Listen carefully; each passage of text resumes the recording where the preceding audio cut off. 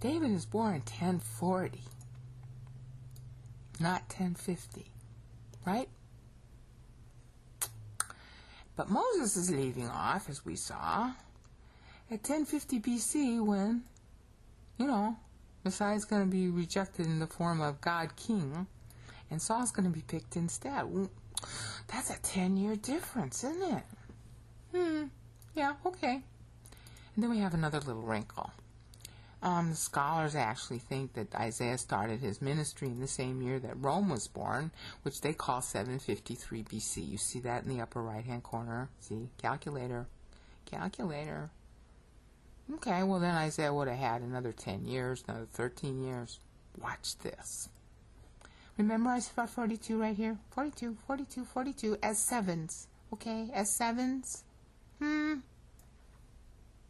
42 sevens. Watch. 1050 when Moses stops, right? 42 sevens was what? 294 years. That's 756. 756 BC. What do you know?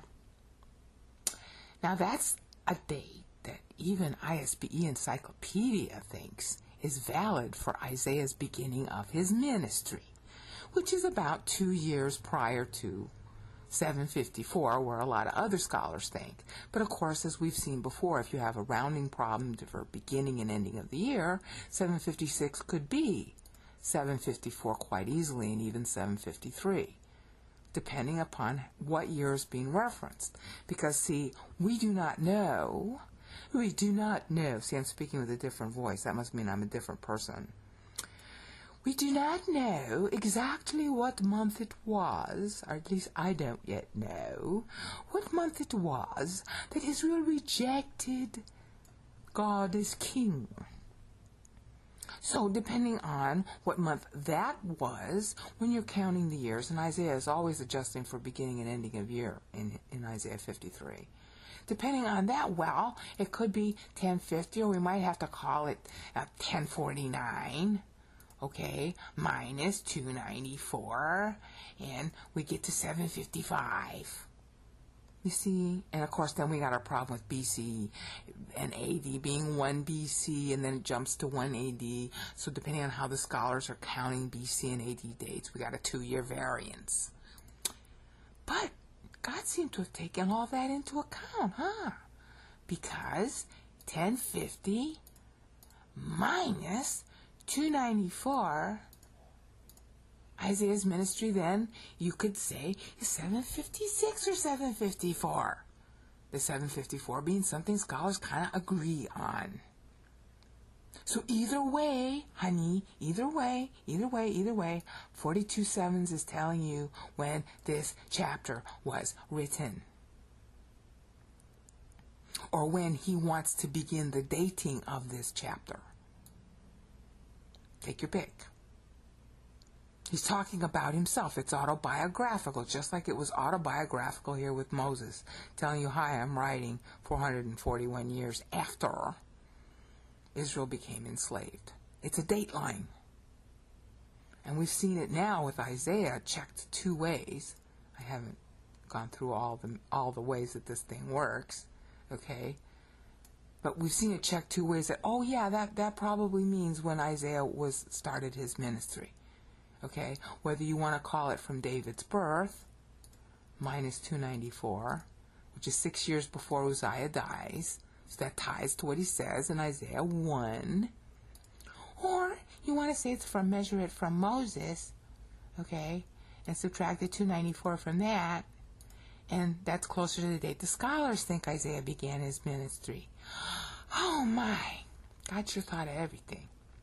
And he thought of something else too. Watch this. When Isaiah is doing his little chronology, if you've seen my videos, you've seen me do this. The word where he talks about himself, the place where he first talks about himself is right here in Isaiah 53:1. In English, that's translated, who has believed our report? Our. Keyword our, meaning his. He's part of the group of testifiers. He's part of the group of the prophets, right? That is 712 BC, beginning his time talking to Hezekiah. And I've done videos in my Isaiah 53 meter hypothesis playlist walking you through clauses roughly down to the end of verse 3 that show you how Isaiah is tracking Hezekiah, then Manasseh, then the guy who came after Manasseh for about a year, and then Josiah. And it goes even farther than that, okay? And I showed you some of this. I'm going to show it to you again. This thing I'm highlighting right here, okay, where it's going sideways, that's syllable 203. That is the end of Isaiah 53:4. That's the year the temple goes down, because Isaiah picks to write this in 712 because that's 126 years prior to the temple going down. See, the 70, this is 35 syllables here, and this is 35 syllables here. So it's 126 syllables at this point. That's when the temple goes down. Okay? And then the next 56 syllables cover the period to the end of Cyrus, when Cyrus dies. Okay, and I'm going to be going through that in more detail. And then the next 70 syllables cover the period to 460 BC, when the temple would, temple time got fully balanced and reinstated, as you've seen me go through in all those numbers of the videos you've seen and groaned over, right? I groaned over them too when I did it. You can groan, it's okay. All right? All right. And then, of course, we got our 63 that Isaiah is playing on with Moses here. Okay? And that's in Isaiah 53, 9 and 10. And then Isaiah 53, 10 and 11. I'm not showing you the content tie yet. That's going to be reserved for later. Okay? Just notice the number tie. Because by the numbers alone, you know something's going on here. There are too many convergences for this not to be on purpose. Okay? Too many convergences. Okay, and then, of course, it ends with 42 because Moses' first 4 verses are 84 syllables, as I've already explained. Okay? Now, oh, this is a killer. Well, how does 42 up here relate to Isaiah 53:1 when he's finally talking about himself, since that's 712 BC? Ha ha ha ha ha! 712 BC and Isaiah 53:1 plus, this time, 42 years is 754, the very year that all the scholars think Isaiah was there. So if they're 2 years off, well, Isaiah's tied to it already through doing this one. Moses 1050 and, okay, there's Palm ends at 1050 BC. Minus 294 is 756, and we got a 2-year variance due to our 1 BC and 1 AD dating. Okay, so the scholars think it was 754. Okay, well, we'll accommodate you. We know that you got a problem with your math. So that would be our 712 BC, okay? And then I'm going to add 42, and now see that's going to conform to what you think 756 ought to be, or 746 ought to be. Because it is 746 when measured from David's birth, and actually I think that's the proper year, okay? But it's like God's taking into account what the scholars are going to think, okay? See, only God is this smart. See, that's when I think Isaiah really is talking about 746, because of the convergence between 712 BC plus 42 years to begin the chapter at 754 BC. All right, because that plus 294 years is, well, whoops, I did it wrong. Wait a minute. Minus 294, okay, is, it's 294 years from David's birth, and that's the focus of Isaiah 53 is David's birth. So I think he's just skipping the 10 years. Okay, because the theme was countdown to Messiah, 1050 years, from the rejection. So Isaiah's not trying to pick up on the exact next year. He's trying to pick up on the exact next idea. Okay, it's about countdown to Messiah's birth. Well, if you're going to do that, you got to start with David's birth. So that's the rhetorical focus I think he's using. But hey, God took into account maybe the scholars are going to misdate Isaiah. Okay, let's just do it this way then. 1050 minus 294. Oh, see, well, now you can do that. And then in case you got all, worried, 712 BC is when he's writing Isaiah 53:1 plus 42 years, because it's really, that's the 754 if you want it. See? Which is what scholars actually think was his time. So in no event is it too long.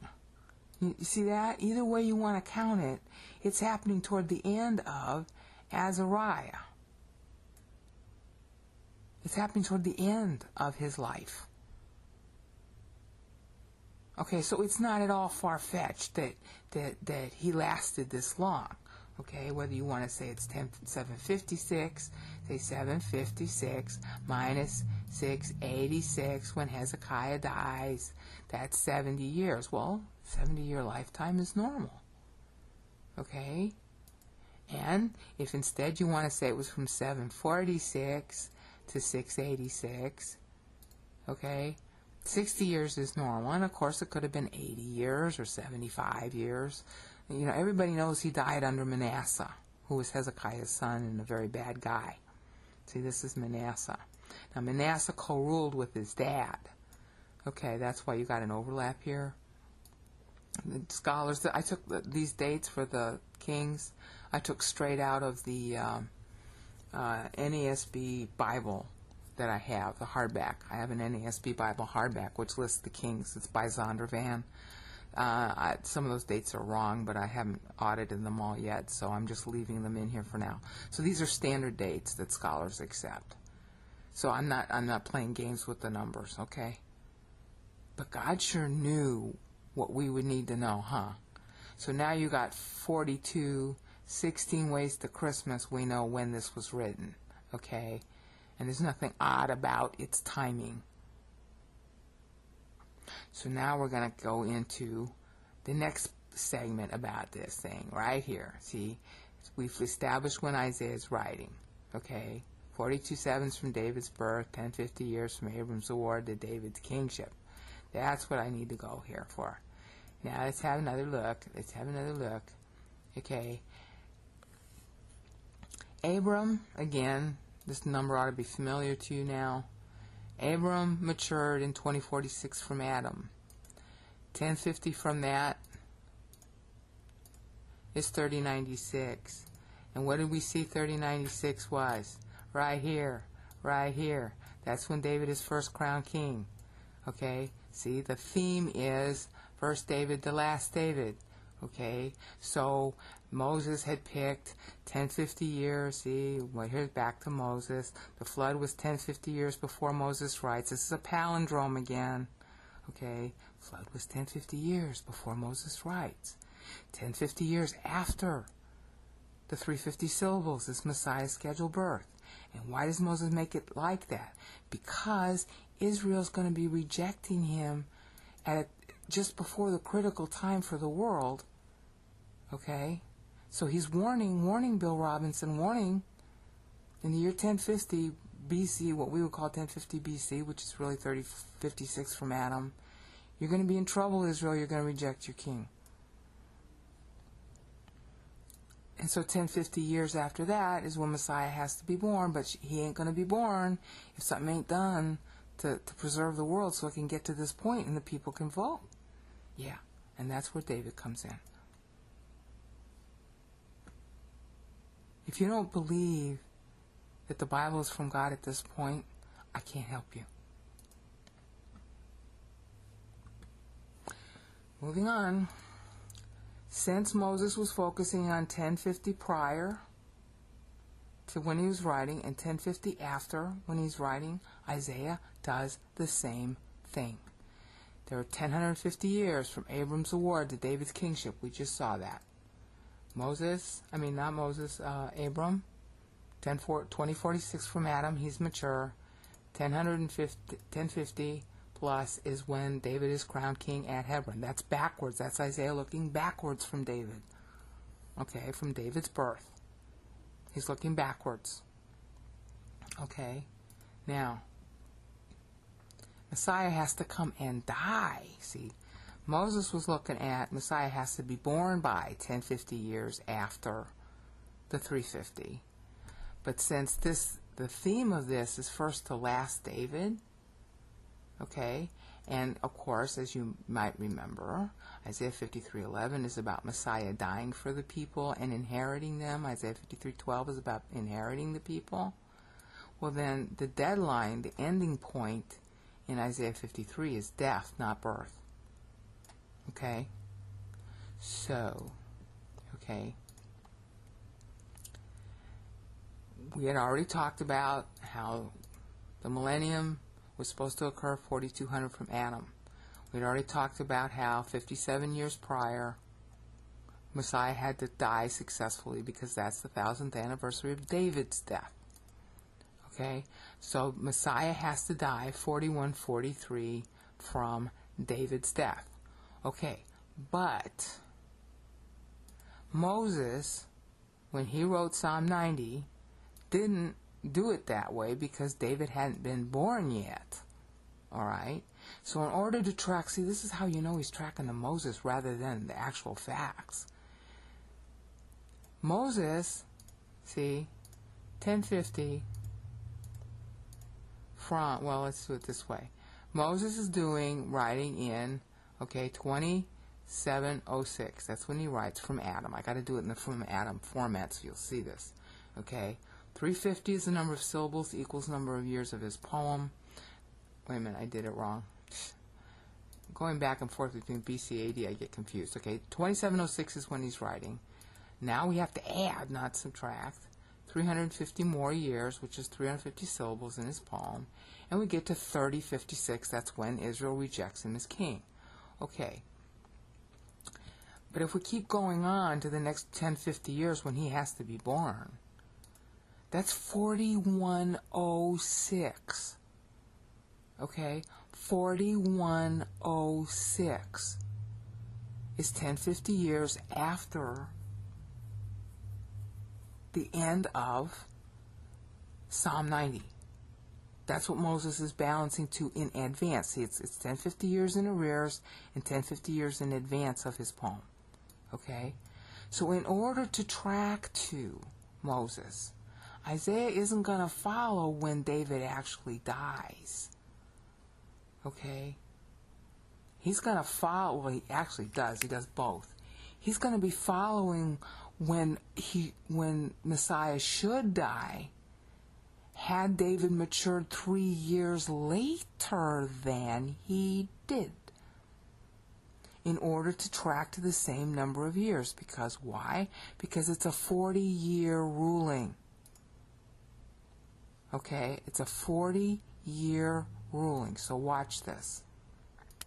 Okay, so how do we know what this 1050 is here with Isaiah? It's really easy to know because I wrote it down right here. See? Okay, so what is that? Okay, David is born in 3066 from Adam. Okay, he becomes king at Hebron at age 30. See? Okay, now watch. Plus 1050. 4146. Now see, that version of it ties to what Moses was doing, because Moses said what? Moses wrote, okay, 2706 plus 350 is 3056. Warning, you're going to reject God in that year. And 1050 years after that, Messiah's got to be born or time ends. See, 4106. Okay? Now, Isaiah is doing the same thing, but from the standpoint of David's birth. 3066 plus 30 years, he becomes king. Because, see, Christ has to be born a king. So now that's 3096 when he actually becomes king of Hebron. So now we do another 1050. And he has to die 40 years later. See? he has to die a king. He has to be born a king. So David must first be a king. So the 1050, this is really important. The 1050 doesn't count unless Christ is born before David's 1050. It's really 1000. One's out. That's why when David is born in 3066 and he becomes king at age 30, he's not king over all Israel. That's the problem. There's a 7-year civil war. So 7 years later, he becomes king over all Israel. That's in 2 Samuel 5. So now the birth date for Christ has to shift. Okay? He has to be born no later than 4103 because that's 1,000 years, not a 1050. See, the 1050, the 50 includes the times of the Gentiles. The 50, as we saw in the countdown from the Millennium, okay, because there's 2 meanings that Moses put into the law, and I talked about that. Okay. So here we are, 4200. This ought to be familiar to you by now. That was when the Millennium was supposed to start. Okay. The last voting period of history was supposed to be right here, and that was illustrated by Pentecost every year. And then, of course, we talked about how Passover preceded it the whole week. You didn't start counting the Omer, a.k.a. they call it counting the Omer, the bread sheaves, okay, until 50 days after Passover ended, on the back of it. So that's a total of 57 days. Oops, my thingy went wrong. Okay, 57 days. Okay, but there was another holiday in the law called Jubilee. Jubilee always stood for this period of history, okay, ultimately. But it also stood for every single 50-year period in history, like this one. See, the point was that the sabbatical years by the 50-year period here, okay, and I covered that. You can't see it.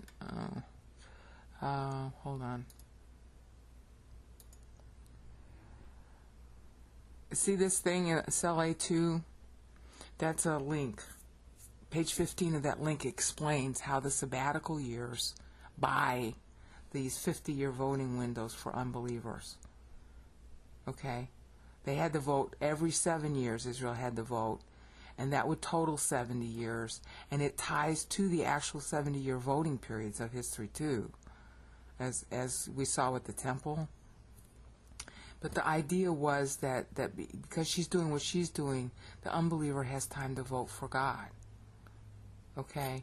So when you get here, all right, to David, the Jubilee is the last 50 years of a 1050. You got that? The qualifier. See, David had to qualify before the 50 began. See, David had to be crowned before the 50 began. So David's kingship time grants, as we've seen before, are only 1,000. They're not 1050s. The time grants are not 1050s. They buy the 50-year period if they underlie it. The trouble is that Israel voted no here in 3056 from Adam. So there wasn't going to be a 50-year period. And that's why God raised David in time. And enough people voted for him so that he was crowned king over all Israel. Okay, at that point. So you see how important that is to know? Therefore, Isaiah is tying to both what Moses was doing, Messiah's scheduled birth. We'll go through the math one more time because it's so important. Daniel's going to be using this math, and so will Paul. Okay, we're going the 1050 forward from Psalm 90, and then we're going to compare it to how Isaiah does the same thing. Okay, from Psalm 90, his stopping point was 2706 is when he writes, 2706 from Adam, plus 350 years equals syllables. That took you to 3056, the danger point for Israel. Okay, time would be in breach at that point. And that's what he's warning them. And he's saying, hi, from that point forward, you've only got Messiah scheduled to come 1050 years. So he's got to be born by 4106 from Adam. Warning, Bill Robinson, don't reject him in the year 3056 from Adam, or the year 4106 from Adam ain't going to happen. And Isaiah is reflecting the same thing to show that, in fact, God raised up somebody to rescue time, namely David, by taking it from David's birth, which is 3066 from Adam, plus the fact that he became king of Hebron 30 years later. That saved time because Israel had voted against God 40 years prior. You got that? But David still isn't king over all Israel at that time. There's another 7-year civil war, and that's in 2 Samuel 5. So he becomes king over all Israel in 3103 from Adam, as we saw here. See, right here where it's highlighted. See this whole section highlighted in the middle? Okay, that's when he becomes king over all Israel. So, now the deadline changes. Okay, but if we still follow the same 1050 convention that Moses used in Psalm 90, then 3096 would be the measure. Okay, because that's when he's first crowned king. Plus 1050 equals 4146 is when he has to die. Okay, so that you'll notice, and this is really important, is, does that number look familiar? 54? Kind of like, Abram 2046. See? He's measuring it backward and forward from Abram right here. See, the backward was 1050 plus Abram maturing in 2046 from Adam, 54 years early, equals 3096 when he has to become king. Yeah, and then another 1050 years after that, because Isaiah's being consistent, is 4146, which is 40 years later than Messiah was supposed to be born per the Mosaic timeline. Now, that should tell you a lot of things immediately. Christ was supposed to be alive for 40 years. He was supposed to rule for 40 years, like David ruled for 40 years. That's in 1 Kings 2. So, time would have gone on had Messiah been born on time, matured on time, and died on time. But, 63? See 63? This is going to set us up for Daniel. 63, not 70. 63. 7-year debit. 7-year debit. You know what that 7-year debit is for? Well, then he's going to have to die 7 years earlier. Or, if Israel accepts him, he can still die on time. But in any event, the amount of time available to Israel has to still begin with Messiah being born early. Okay? Because there's that 54 years that's owed. See? 4146 plus 54 makes up the time to the Gentiles. Okay, and as we saw, David matured 3.5 years early too. So we got 53.5 for Abram's early maturation plus 3.5 for David's early maturation, which means 57 years, which tallies 4143. Christ has to die. That's when he's scheduled to die. And that's why Daniel reads as it does. Now, if you're not already familiar with how Isaiah's content and timing works, all right, because I've covered this extensively, go look in the Isaiah 53 Meter Hypotheses videos and watch them. Okay, Start watching them at like the 4th or 5th video when I cover meter hypothesis 4, because the earlier videos I didn't know what I'm telling you. I was guessing at it and did videos trying to find it. Okay, starting at meter hypothesis 4 and starting at the calendar video. Go through that and you'll see the content. I also retranslated Isaiah in English using the same meter as Isaiah follows, so that you will see the content tie. Okay?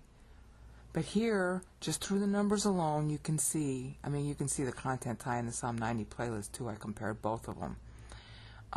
You can see that very obviously Isaiah is playing the same game, the same equidistance game that Moses is using. He's following the same rhetorical style as Moses uses. So he's wrapping what he says to update what Moses says. So now you've seen Act 2, and like I said, the actual script of Act 2 is in Isaiah 53 meter hypothesis playlist and in the Psalm 90 playlist. If you want more details on that, you can go to those playlists and watch as many videos as you can stomach. But now we've finished Act 2, and now we're going to go to Daniel. And you almost won't believe it when you see it.